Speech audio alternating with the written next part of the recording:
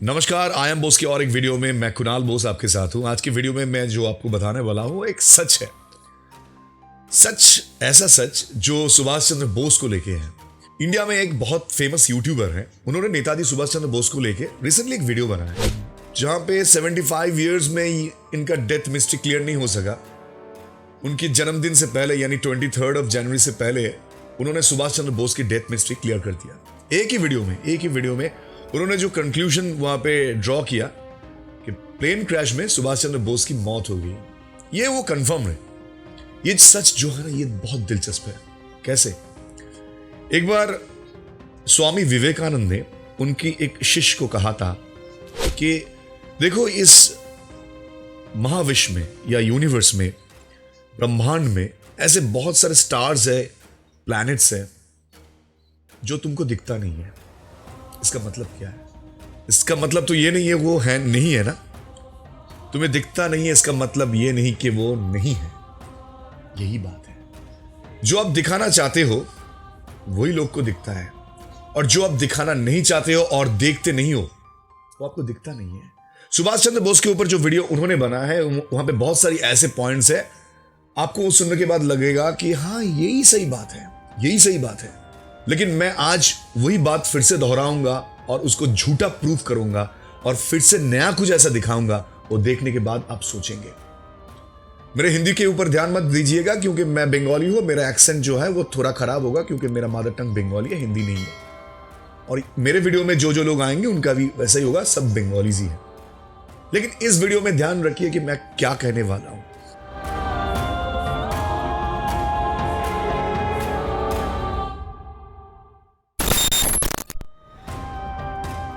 इनका जो वीडियो था, यहां पे उन्होंने ये क्लियर कर दिया कि सुभाष चंद्र बोस की डेथ कैसी हुई, प्लेन क्रैश में हुई।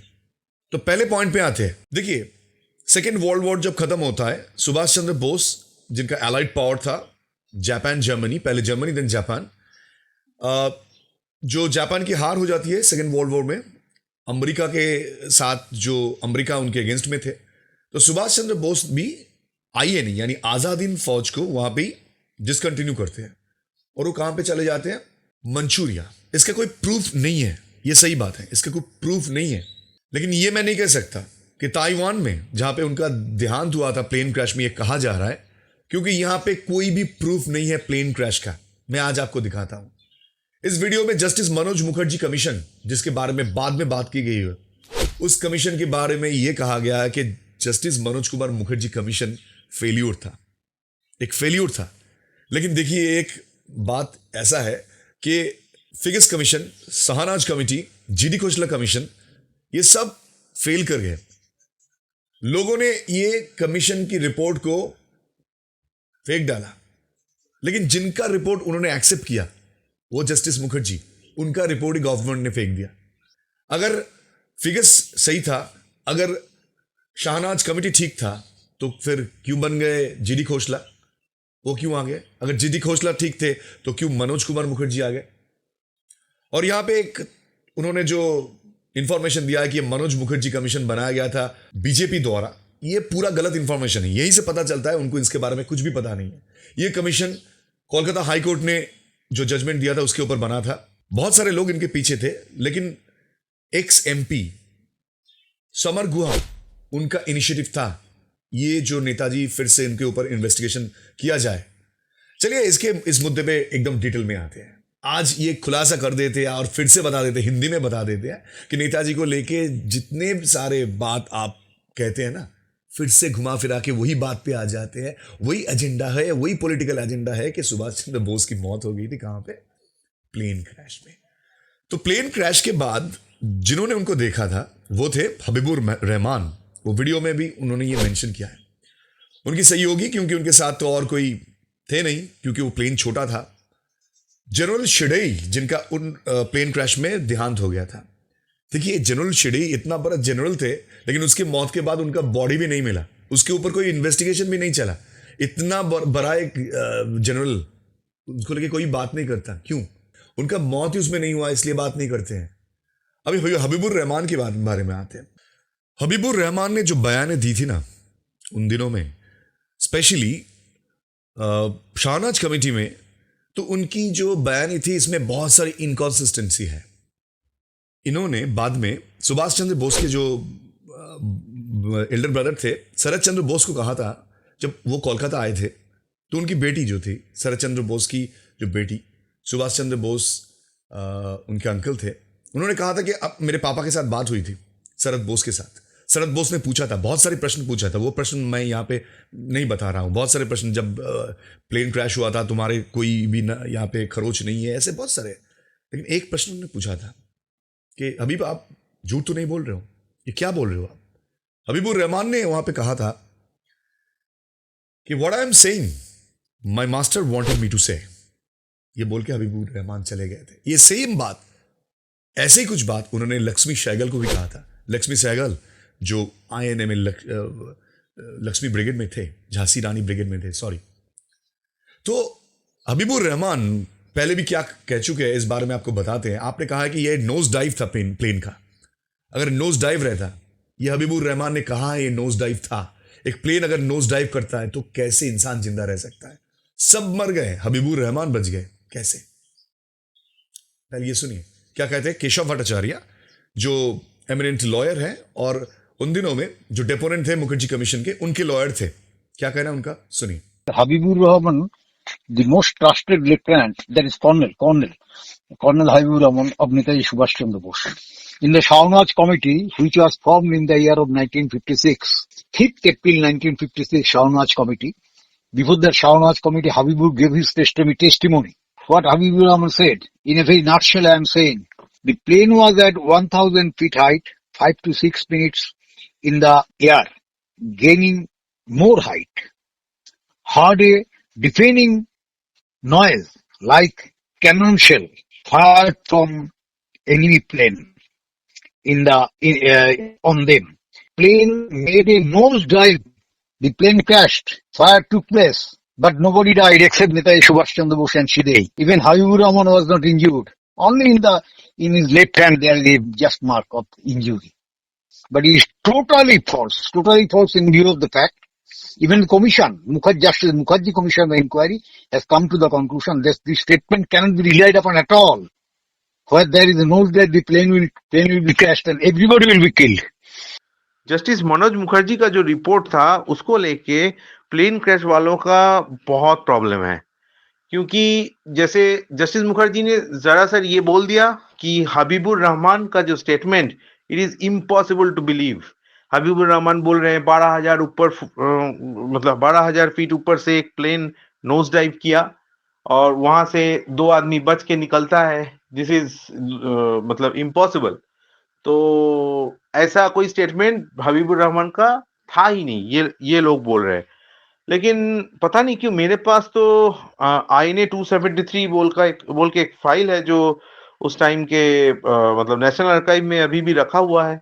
तो इस फाइल में ये क्लियरली लिखा है कि Habibur Rahman report is unsatisfactory. मतलब पहले वो जो CIC टोक्यो में जो उसका इंटरोगेशन हुआ, उसके बाद CSDIC में इंटरोगेशन हुआ, तो ये दोनों इंटरोगेशंस में उनका बात जो बोल रहे हैं वो मतलब बिलीव नहीं किया जा सकता। इसका डेट यहाँ पे लिखा हुआ है 19/5/1946। तो अगर मतलब जस्टिस मनोज मुखर्जी ये सब डॉक्यूमेंट्स देख के बोलते हैं कि हबीबुर रहमान का स्टेटमेंट विश्वास करने लायक नहीं है, तो क्या गलत थे? आपने ये बात सुना और ये भी बात आपने सुना कि हबीबुर रहमान जो ये बात कहते हैं कि मैं जो कहता हूं अपने मास्टर जो कहते हैं मैं वही कह रहा हूं, क्योंकि ये कॉन्स्पिरेसी था। ये बाद में पता चला प्लेन क्रैश एक कॉन्स्पिरेसी था, क्योंकि उन दिनों में अमेरिका से, ब्रिटेन से नेताजी को छुपना था। अब आते हैं, आपने कहा है कि यहां पे 2 न्यूज़पेपर ताइवान के जो उन दिनों में ये रिपोर्ट छापे थे, लेकिन जस्टिस मनोज कुमार मुखर्जी ने कहा कि ऐसा कोई रिपोर्ट सामने नहीं आया। फिर से सुनिए केशव भट्टाचार्य वो क्या कहते हैं कि वो लोग वहां पे उन दिनों में थे जहां पे इन्वेस्टिगेशन हुआ था, उनका क्या कहना है, फिर से सुनिए। We went to Taiwan in the year of 2005.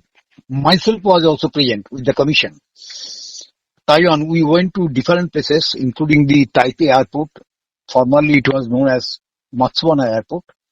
we told we had a talk with the airport authority. We have scrutinized all the papers, airport flight chart, passenger list, weather report, etc., and we have been told by them, the topmost airport official as well as the foreign ministry, from the foreign ministry, the officers were there. They said there was no plane crash. Number one. Number two, we went to the history of the Institute of the Taiwanese History to see the newspapers, different newspapers. Justice Manoj Mukherjee was there. I was also present. We checked up different papers. Nothing, no paper news was found. We have checked one after another newspapers in the Institute of Taiwanese History. On that particular day, when it is said that there was air crash, that is 18th August 1945. Even 1945, 19th August on the day, the next day, in the newspaper we have not seen nothing. Plane crash was said to have occurred on 18th August 1945. 1 day, 2 day, 3 day, 4 days. Thereafter, on 23rd August, Domain news agency, private news agency of Japan, it published a news, a private news agency. Thereafter, Reuters from London, it published throughout the world. But it is to be mentioned, it is to be borne in mind that there is no news in any newspaper. आपने एक जगह कहा है कि ये view पाने के लिए लोग ऐसे कहते हैं, और तो बहुत सारी चीजें मैं आपको बताने वाला हूं. व्यू, कौन सी व्यू? आप शायद मेरे वीडियो देखते नहीं हो क्योंकि मैं बंगाली हूं. बंगाली तो आपको पता नहीं है, आप लोगों को पता नहीं है, लेकिन आज हिंदी में इसलिए मैं बना रहा हूं कि आपको थोड़ा पता चले कि ये सुभाष बोस को लेके ये जो खींचातानी चल रही है ना बहुत से सालों से, ये अभी बंद होना चाहिए. देखिए, ये व्यूज के लिए मैं आपको दिखाता हूं, ये असली चीज है. ये देखिए, ये फाइल क्या कहती है? सुभाष चंद्र बोस की डेथ हो रही है 1945, 18th of August. और ये फाइल क्या कहती है? 19th of December 1945. ये ब्रिटिश इंटेलिजेंस फाइल है जहां में सुभाष चंद्र बोस ने एक रेडियो मैसेज दिया था. वो रेडियो मैसेज में क्या कह रहे वो, जो ये इंफॉर्मेशन जिन्होंने मुझे दिया था, सौम्यव्रत दासगुप्ता, उनका क्या कहना आपको सुनाएंगे. थोड़ा हिंदी कच्चा है लेकिन सुन लीजिए, आपको तो समझ में आ जाए आप लोगों को कि ब्रिटिश ढूंढ रहे हैं फिर भी सुभाष चंद्र बोस को आफ्टर हिज डेथ. वाई? ये है सबूत, इसको कहते हैं सबूत. 1945 18 अगस्त नेताजी के मौत के जो खबर सामने आए, उसके बाद ब्रिटिश इंटेलिजेंस के फाइल उसी साल का 1945 19 दिसंबर को एक जरूरी सीक्रेट मैसेज आ रहा है. उसमें आईबी रिपोर्ट के मुताबिक बोला जा रहा है कि नेताजी का एक रेडियो मैसेज आया. नेताजी बोल रहे हैं कि हम भारत में लौटेंगे और हमारा सेना बाहिनी को जो लोग विचार कर रहे हैं लाल किले पर, उसका हम सख्त जवाब देंगे. तो प्रश्न ये उठता है कि फोर्थ नाइटली रिपोर्ट 1945 दिसंबर महीना का जो दिल्ली के नेशनल आर्काइव में रखा हुआ है, उधर ब्रिटिश इंटेलिजेंस के ऑफिसर बोल रहे हैं कि 19 दिसंबर 1945 के दिन नेताजी रात 9:30 बजे एक रेडियो मैसेज दिए थे. तो जो सुभाष चंद्र बोस 1945 का अगस्त महीना में अपनी आखिरी सांस लिया था, जो आज दुनिया में नहीं था, तो वही ब्रिटिश इंटेलिजेंस कैसे बोल रहा है 1945 19 दिसंबर को वो रेडियो मैसेज भेजा था. आप लोग कहते हैं कि व्यूज कमाने के लिए ऐसे वीडियो हम लोग बनाते हैं, सालों से ऐसे वीडियो बनाते जा रहे हैं सुभाष चंद्र बोस के ऊपर. अब क्या जानते हैं सुभाष चंद्र बोस के बारे में? 2 वीडियो इंफॉर्मेशन ले ली कुछ इंटरनेट से और वीडियो बन गया. सुभाष चंद्र बोस के बारे में तो ऐसा नहीं होगा. यहां पे थोड़ा कच्चे रह जाएंगे क्योंकि हर साल महीनों जो हम परिश्रम करते हैं, इसके ऊपर जो इंफॉर्मेशन गैदर करते हैं, ये इंटरनेट में बैठ के नहीं होता है. डॉक्टर्स के बारे में आप कह रहे हैं ना, डॉक्टर योशिमी, 2 डॉक्टर्स थे आपने जिनका मेंशन किया था. मैं आपको दिखाऊंगा. एक आप कह रहे हैं कि कोई डेथ सर्टिफिकेट गुमनामी बाबा का नहीं है. 1985 16th of September उनका डेथ हुआ था. आप कह रहे हैं कोई डेथ सर्टिफिकेट नहीं है. अरे 1985 को बात छोड़ दिए, 1945 18th of August Subhash Chandra Bose की डेथ हुई थी, उसका कोई डेथ सर्टिफिकेट है डेथ सर्टिफिकेट 2-3 है. कितने साल बाद दिया गया था? 43 years. वाई? पहले आपको दिखाते हैं डॉक्टर यूशिमी वो क्या कहते हैं। डॉक्टर यूशिमी कहते हैं कि मैं सुभाष चंद्र बोस को नहीं जानता था, किसी ने मुझे बताया था, कोई लेफ्टिनेंट थे जो जिन्होंने उनको बताया था कि ये सुभाष चंद्र बोस है, इंडिया की कोई नामी हस्ती है। देखिए ये फाइल में ये पूरा लिखा हुआ है, मैं आपको दिखाता हूं ये फाइल में क्या लिखा हुआ है, मैं आपको पढ़ के सुनाता हूं।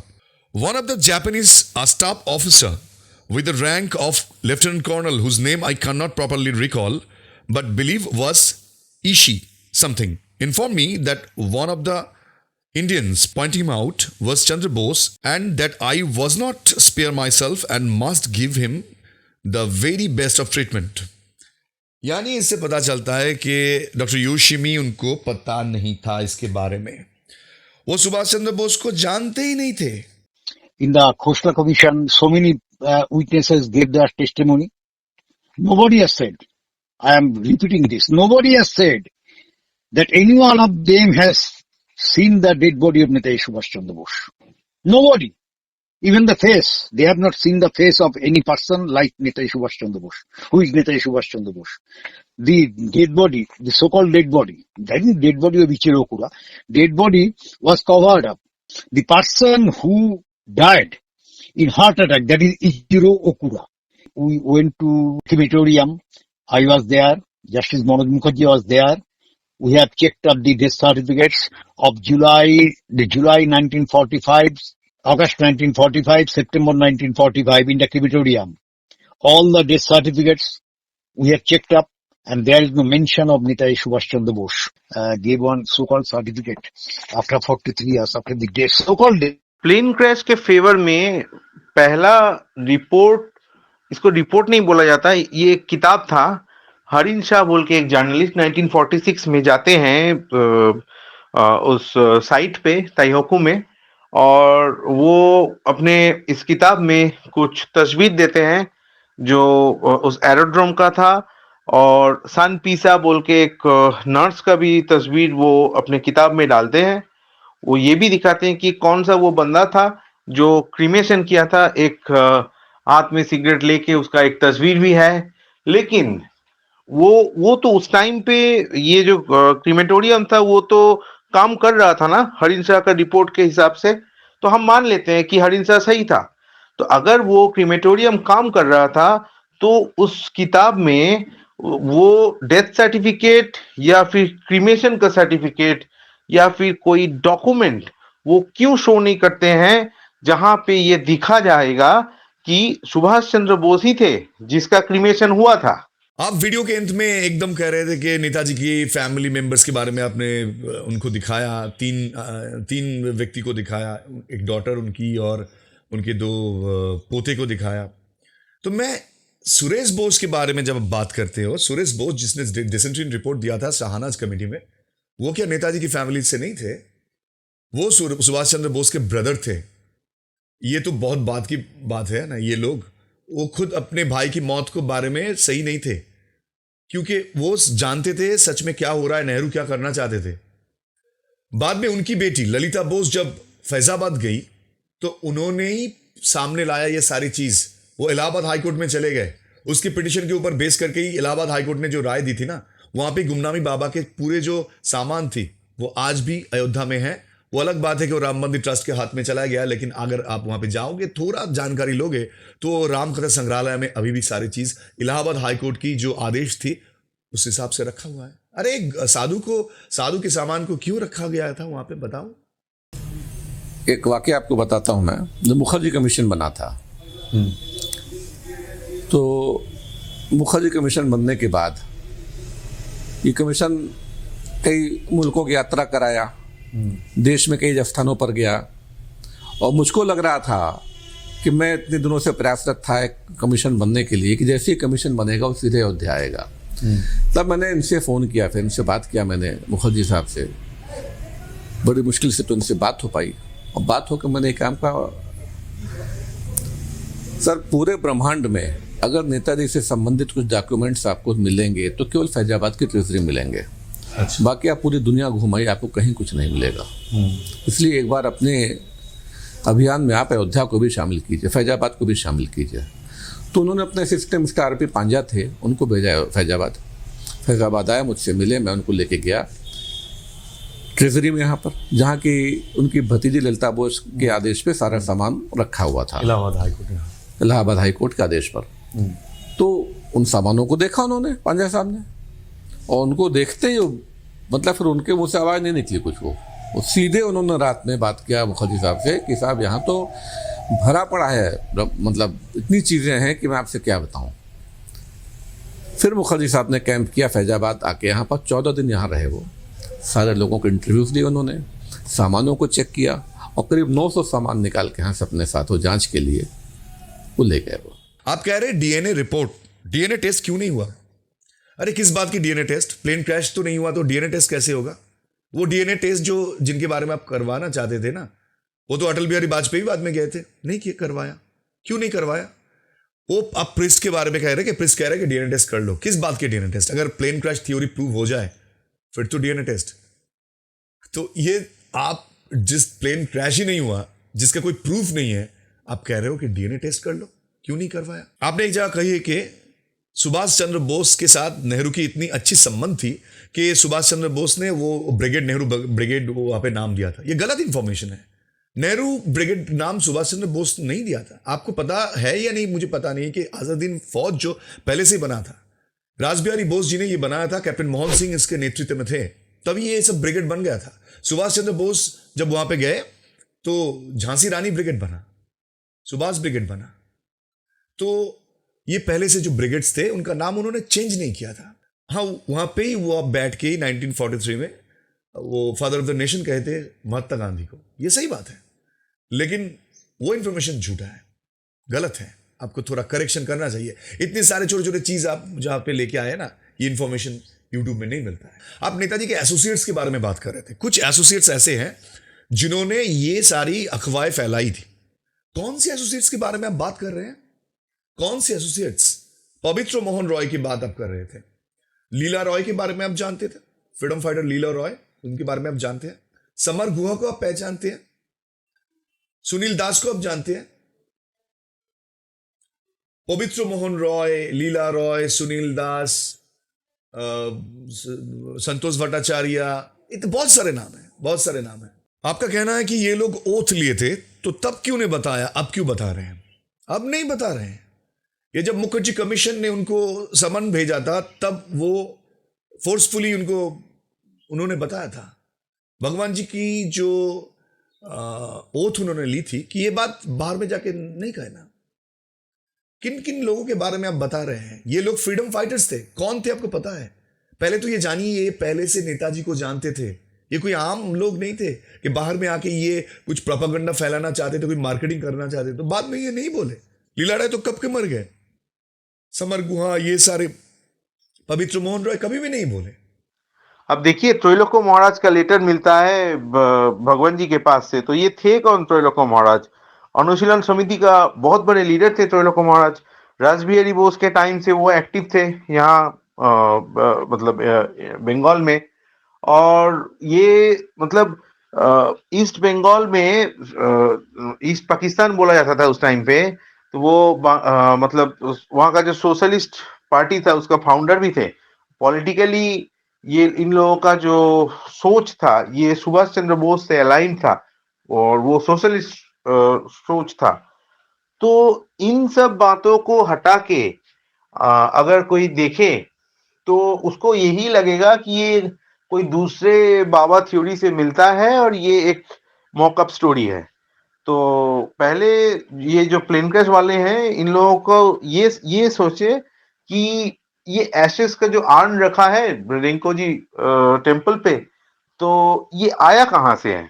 और ये 8 साल का जो पहली था 1945 से 1953, उसको पहले सुलझाए, फिर भगवान जी इशू पे आई बात करने। आपने कहा कि सितला सिंह जनमोर्चा न्यूज़पेपर के जो रिपोर्टर थे, जो वहां पे गए थे पवित्र मोहन रॉय के पास, तो पवित्र मोहन रॉय ने कहा कि मैं इधर उधर बहुत सारे देश नेताजी को ढूंढा, बहुत सारे साधु में नेताजी नहीं मिले।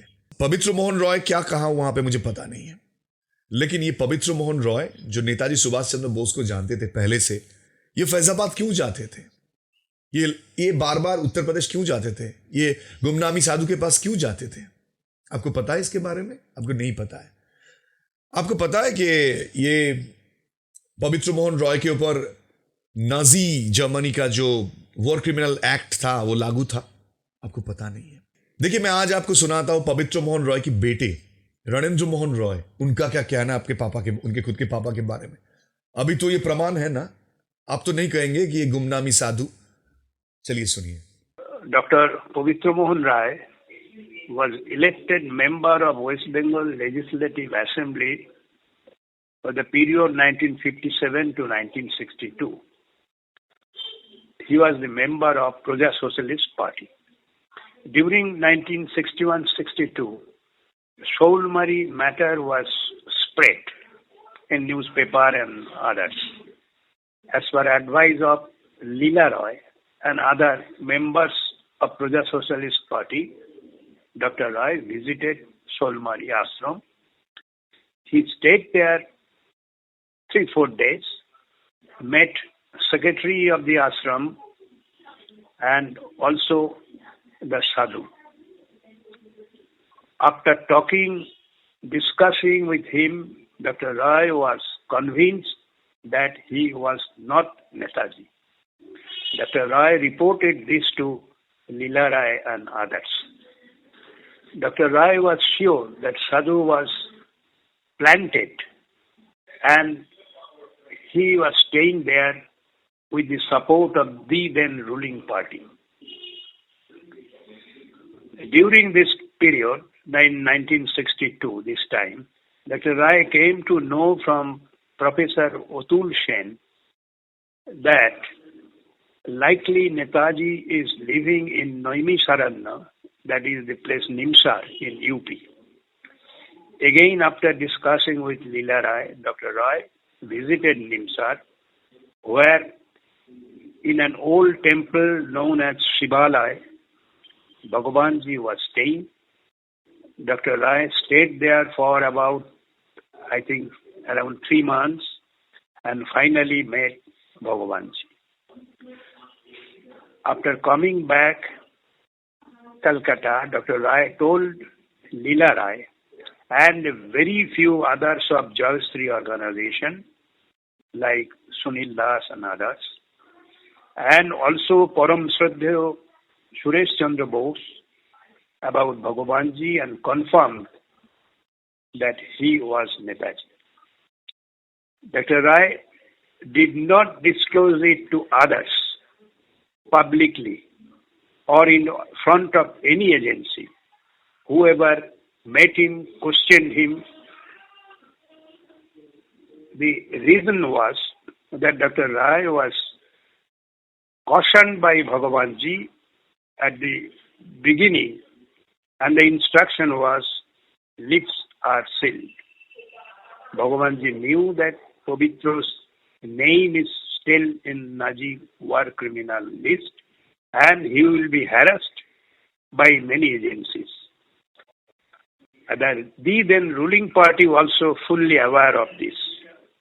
Dr. Rai was in touch with Bhagwanji till 1985, and after September 1985, many agencies, including UP police, local police, visited his place and asked many questions, including the identity of Bhagwanji, which Dr. Rai has not disclosed, as per instruction of Bhagwanji. But in all occasions, whoever met him at that time questioned Dr. Rai. Dr. Rai was silent and did not disclose. Dr. Rai also knew that his name is also still in Nazi war criminal list. Incidentally, it was there still year 2000, although Dr. Rai died in 1993. As we know, many documents, letters, papers were available in Ram Bhavan after 1985, and many of such documents were destroyed, damaged after September 1985. I am sure if the rest of documents still available are disclosed and available for examination by the true researchers, the truth will come out. पवित्र मोहन राय को हम नहीं जानते थे, हम समझे कोई homeopath doctor है, होगा जो करेक्ट होगा। अरे वो तो शीतला सिंह सब इंस्पेक्टर जिसको इंक्वायरी मिली थी वो गया था पवित्र मोहन राय का इंटरव्यू, बोले चलो इंटरव्यू ले लें, वो चला गया उनके साथ। पवित्र मोहन राय से इन्होंने पूछा कि बताइए, शीतला सिंह ने, कि लोग बोलते हैं वो नेताजी थे। तो उन्होंने कहा जो बोलना था सो बोल दिया। उन्होंने कहा कि आप वहाँ क्यों जाते थे? बोले 1-2 बार गया हूँ, बस 1-2 बार गया हूँ। तो बोले नहीं जाते क्यों थे? बोले अरे नेताजी को खोजने हम लोग बहुत जगह जाते हैं, तो वहाँ भी गए। तो बोले क्या आपको लगा? बोले जो बोलना था बोल दिया, अब क्या बोलना क्या उसमें।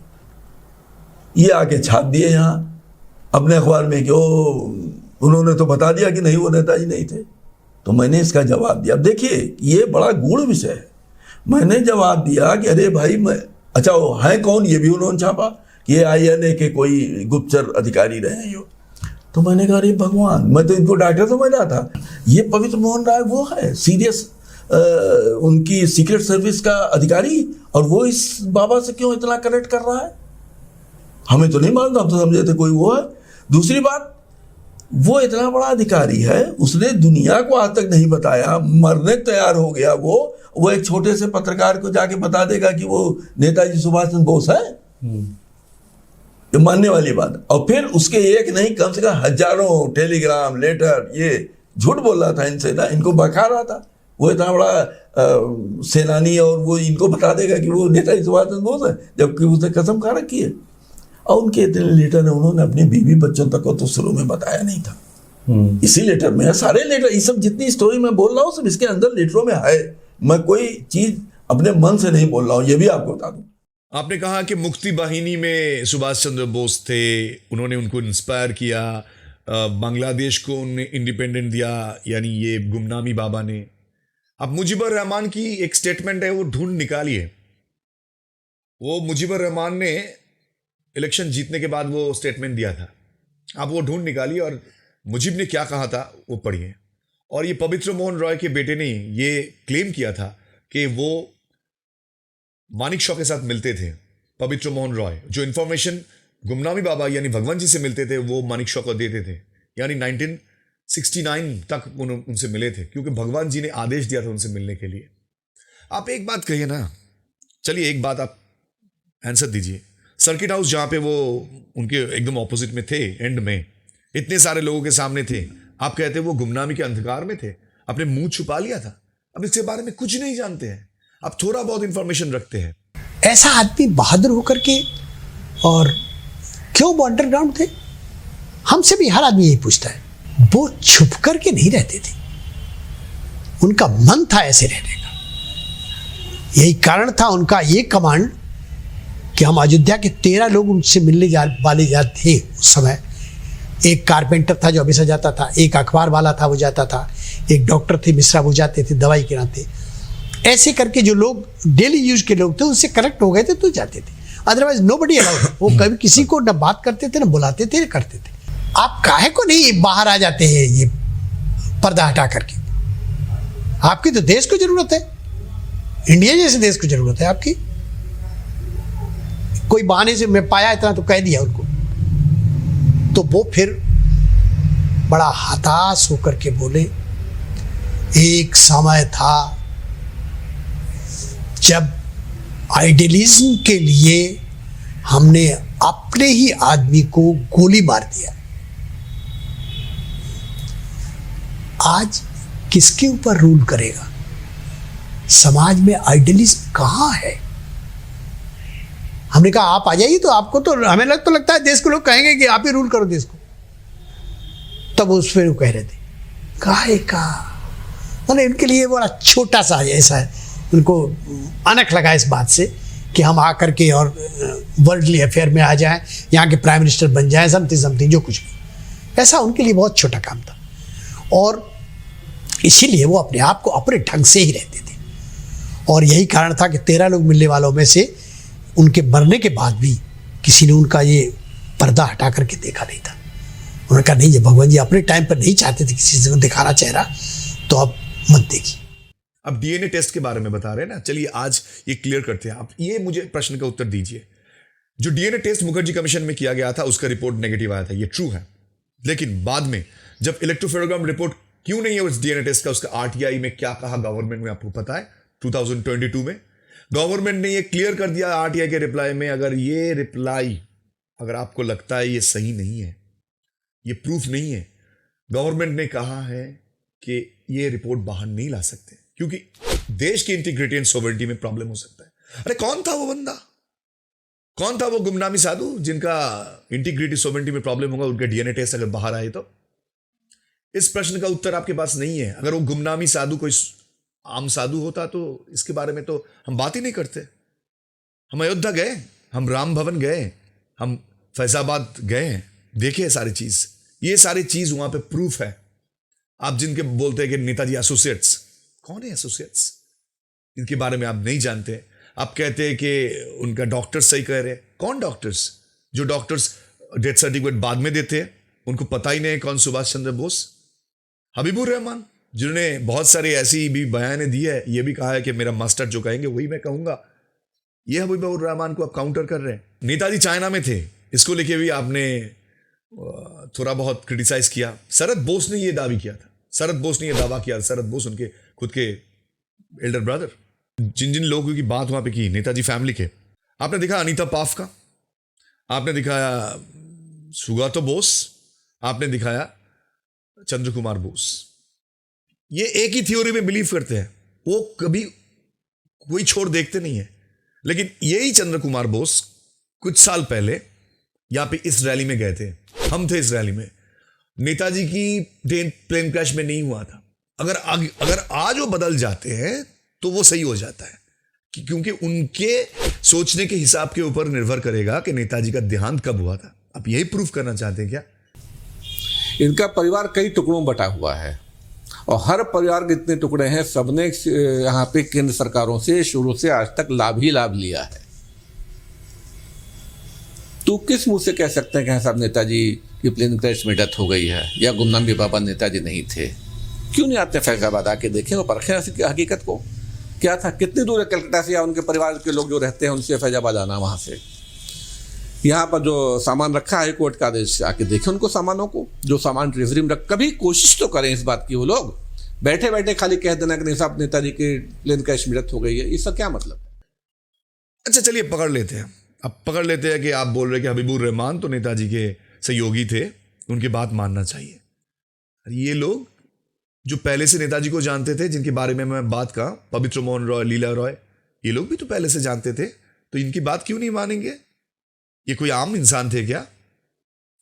वीडियो को मैं ज्यादा लंबा खींचना नहीं चाहता हूं। ये सही बात है, वो बाहर नहीं आना चाहते थे।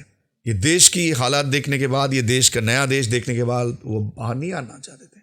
ये बात उन्होंने बहुत बार अपनी जो सहयोगी लोग वहां पे जाते थे, पर्दे के पीछे वो रहते थे, बहुत बार उन्होंने ये कहा है। आपको सारी सुविधाएं दी जाएं, जो खाना हो, जो पहनना हो, जैसे रहना हो, जो भी एक ह्यूमन डिज़ायर है आपकी, मैं सब पूरी करूं और आपसे कहूं कि आप एक बंद कमरे में रह जाइए।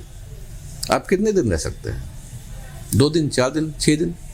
एक सड़क के किनारे भिखारी कोई पड़ा हो जो एक दाने का मोहताज हो, जिसके ऊपर पूरे शरीर में कपड़ा ना हो, मैं उसको ले आऊँ और उसको बढ़िया बिरयानी खिलाऊँ, बढ़िया सूट पहनाऊँ और एक होटल के 5 स्टार होटल के कमरे में उसको ले चल के बैठा दो, बाबा तुमको जो खाना पीना हो मैं सब तुमको दूंगा, तुम बस यहीं आराम से रहो।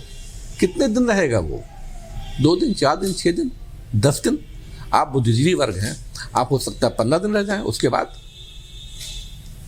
ये व्यक्ति 40 साल तक बंद कमरे में रहा है, जिसके लिए आज मैं यहाँ पे आया हूँ कलकत्ता में। 40 साल तक अपने आप को समाज से छुपा के रखना, बंद कमरे में रखना, क्या किसी आम आदमी के बस की बात है? एकदम साइलेंट, बिल्कुल एक जवाब किसी के पास नहीं था। कुछ लोग उसी में बैठ कर रोने लगे वहां पर, बोले आप बिल्कुल सही कह रहे हैं, ये किसी के बस की बात नहीं है, एक आम आदमी के बस की तो बिल्कुल ही बात नहीं है। उनके पास जो आर्टिकल्स मिले हैं, जिसको ललिता बोस ने आइडेंटिफाई किया था कि हाँ ये मेरे काका का सामान है और सब चीज़ें उन्होंने बताई थी, उन सारे सामानों में आपको सुभाष का एस कहीं नहीं मिलेगा, सारे सामानों में कोई लेटर किसी का संबोधन सुभाष नाम से नहीं है, नेताजी नाम से नहीं है, लेकिन घुमा फिरा के हर चीजों का मतलब कहीं ना कहीं से नेताजी से है। फोटोग्राफ्स वगैरह कहाँ से मिले आपको क्या लगता है? फोटोग्राफ वगैरह सब उन्हीं के कमरे से निकले। तो जब ललिता बोस आई थी तब उन्होंने सामने देखा तो वही सब फोटोग्राफ और लेटर्स और उनके जो एक असिस्टेंट रिपोर्ट थी जो उनके फादर ने लिखी थी सुरेश चंद्र बोस ने, वही सब देख के तो शॉक्ड हुई थी वो। उनका जो डीएनए टेस्ट है वो इलेक्ट्रोफोरेग्राम रिपोर्ट नहीं आया। उनका जो हैंड राइटिंग है डॉक्टर बी लाल कपूर जो उन्होंने एकदम पूरा क्लियर कर दिया था, वो भी आप नहीं मानते हो। ये सब गलत है, ये सब गलत है, ये सब गलत है। लेकिन वो पॉइंट सही है जो आप सुनाना चाहते हो। उनको मार दिया, अगर उनका मौत हो गया है वो अलग बात है, लेकिन आपने उनको मार दिया, प्रूफ कर दिया। लेकिन ये सारे प्रूफ भी देखना चाहिए आपको, क्योंकि भगवान जी को समझने के लिए एक वीडियो काफी नहीं है। इसको लेके पूरा साल आपको इसको लेके बात करना होगा। तो हम करते हैं, अगर ट्रांसलेट कर सके तो मेरा वीडियो देख लेना।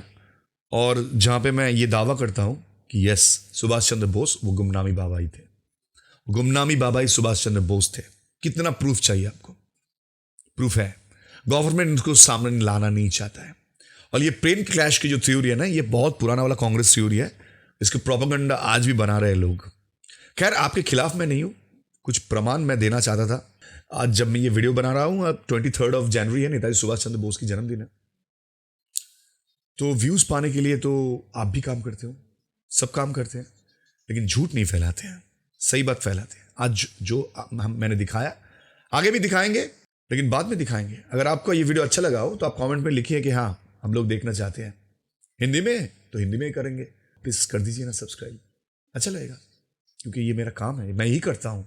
लेकिन फॉल्स प्रोपेगेंडा नहीं करता हूँ।